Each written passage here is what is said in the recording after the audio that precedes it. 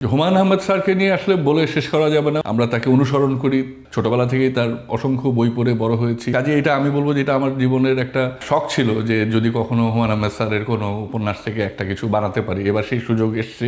তো আমরা যখন স্কুলে পড়তাম তখন থেকেই আমরা আসলে স্কুল পালিয়ে টালিয়ে ব্যান্ডের কনসার্ট দেখতে যেতাম। ওই ক্যাসেট প্লেয়ারে তখন ব্যান্ডের গান টান শোনা, আমরা ওইভাবে আমি বড় হয়েছি। আর আমাদের দেশের ব্যান্ডের গানগুলো যেগুলো আমাকে সবসময় অভিভূত করেছে, মানে খুব অর্গানিকভাবেই আমার মধ্যে এসছে। আমার সামনেরটা তো ব্যান্ড মিউজিকের আমাদের ব্যবহার থাকছে। হুমায়ূন আহমেদ স্যারকে নিয়ে আসলে বলে শেষ করা যাবে না। উনি আমাদের দেশের একজন মানে আইকন।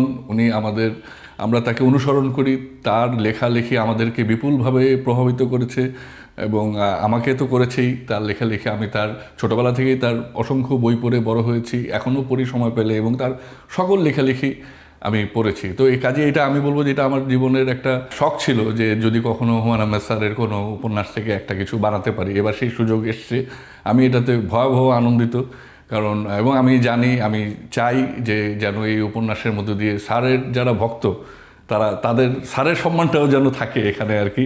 আমি এটাই বলবো আর কি। আসলে সঙ্গীতের আমি খুব একজন নিজেও খুবই ভক্ত। আমি খুব ছোটোবেলা থেকেই আসলে, যখন আমার জন্ম ঢাকাতেই, তো আমরা যখন স্কুলে পড়তাম তখন থেকেই আমরা আসলে স্কুল পালিয়ে টালিয়ে ব্যান্ডের কনসার্ট দেখতে যেতাম। বিভিন্ন ঢাকার জায়গাতে হতো, এবং তখন থেকে আমি একদম ছোটোবেলা থেকে আসলে আমাদের বাসাতেও মানে ওই ক্যাসেট প্লেয়ারে তখন ব্যান্ডের গান টান শোনা, আমরা ওইভাবে আমি বড় হয়েছি।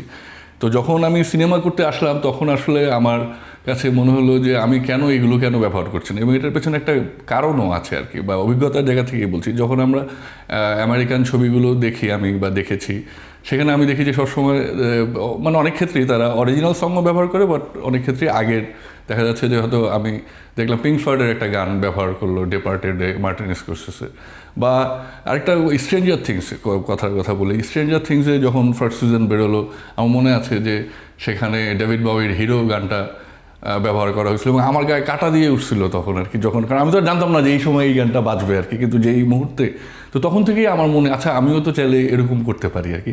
আর আমাদের দেশের ব্যান্ডের গানগুলো যেগুলো আমাকে সবসময় অভিভূত করেছে, সেগুলো তো আমি ব্যবহার করতে পারি। এটা কিন্তু ওভাবেই খুব অর্গানিকভাবেই আমার মধ্যে এসছে। এবং ব্যান্ড সঙ্গীতের প্রতি আমি মনে করি বাংলাদেশের ব্যান্ড সঙ্গীত আমাদের গর্ব এবং আমাদের সংস্কৃতিকে ধারণ করে। এবং আমি আমার গল্পে আসলে আমাদের সংস্কৃতির, আমাদের যে গল্পগুলো সেগুলো সেখানে আমি আসলে তুলে ধরতে চাই। আমি তো ব্যবহার করেই যাচ্ছি আমার সকল সিরিজে, আমার সিনেমাতে আমি কিন্তু প্রচুর ব্যান্ড মিউজিক, আমার সামনেরটা তো ব্যান্ড মিউজিকের আমাদের ব্যবহার থাকছে এবং থাকবেই। আমি চাই যে বাংলাদেশের ব্যান্ড মিউজিকের আরও বহুল চর্চা হোক, মানে গ্রামে গঞ্জে থেকে শুরু করে মফস্বলের শহরে ছেলেমেয়েরা গান গাক, ব্যান্ডের চর্চা করুক, এবং তারা তাদের সৃজনশীলতা ব্যান্ড সঙ্গীতের মধ্য দিয়ে প্রকাশ করুক। এবং এর মধ্য দিয়ে আমি মনে করি যে আমাদের সংস্কৃতি আরও সামনের দিকে এগিয়ে যাবে।